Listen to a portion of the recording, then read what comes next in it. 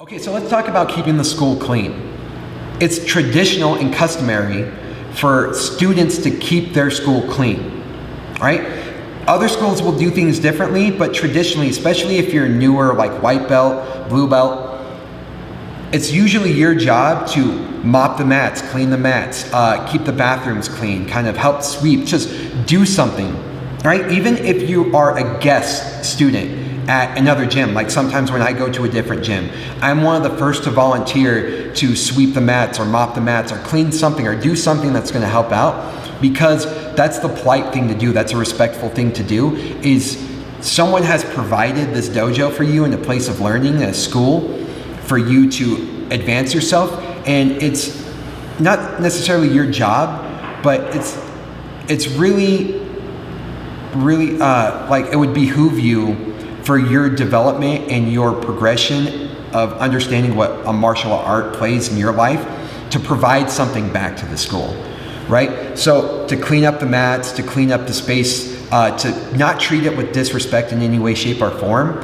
is really where you come in, where the physical aspect of the martial art starts getting a little bit separated to the mental aspect of the martial art of respecting the place that is developing you, right? Keeping that environment that's developing you in the most highest of standards.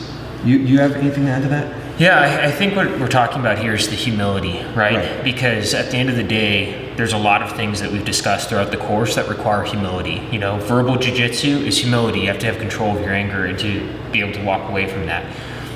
No one is above cleaning. You know, you go to another school, you're the first to volunteer. I volunteer every night to help clean up and get things going because I want to learn, I want to be here, and it's the right thing to do. And investing that in and showing that energy will only come back to you sevenfold as you continue to become part of the community. Exactly, yeah.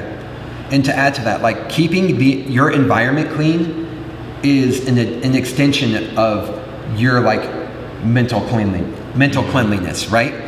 Is you're only as clean as the environment that you're in, pretty much, right? So if these mats are nasty, right, and they're not cleaned, which it's ultimately up to the master of the dojo, right, or the professor of the dojo or the school, is to make sure it's mopped every single day. But your investment into that is a reflection of like your mental health, right? And I shouldn't say your mental health as like depression, anxiety, but as your mental development and the aspect of martial arts, right? Am I coming across? I think you're hitting the nail on the head, good. and no one wants skin diseases. Right, exactly, yeah, that's the other thing. And we'll get into that in this very next video.